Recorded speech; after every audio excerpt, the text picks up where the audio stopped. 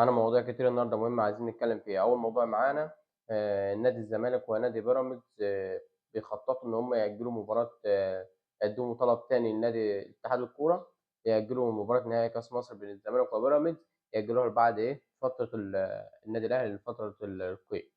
النادي الأهلي هيتم فيها التعاقد مع لعيبة ويضموا إليها فترة من يوم 1 ليوم 10. هم هيحاولوا يرحلوا المباراة لبعد يوم 10.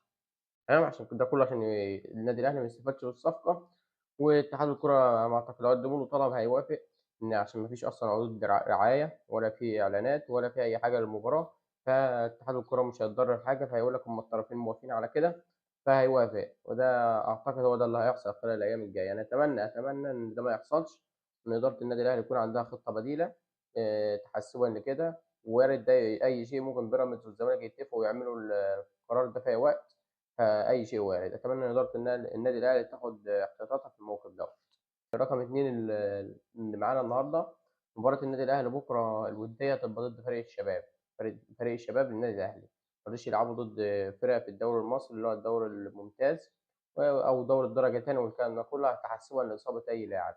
إحنا داخلين على فترة حاسمة ومحتاجين أي لاعب معانا، مش عايزين اللعيبة تتصاب، فهم تخوّفًا من كده هيلعب مباراة ودية مع فريق الشباب هو 2005. المباراة هتبقى بكرة إن شاء الله، لسه ما فيش معلومات وصلت لي المباراة هتبقى الساعة كام. تمام. تالت موضوع معانا هو ميشيلاك. ميشيلاك قدّم شكوى رسمية في الفيفا ضد نادي الزمالك. ميشيلاك ليه مستحقات عند نادي الزمالك 700.000 دولار. تمام. فهو قدّم شكوى وإيقاف قيد تاني لنادي الزمالك بعد التحديثات ما تعمل الفيفا تعمل التحديثات هيتم إيقاف قيد نادي الزمالك تاني. نادي الزمالك مطالب إن هو يدفع 700.000 دولار لميشيلاك، وغير نادي أحد هو متضرر برضه من الكلام ده كله، شوف هيبقى ليه هو إيه كام. فهيبقى إيقاف قيد جديد لنادي الزمالك.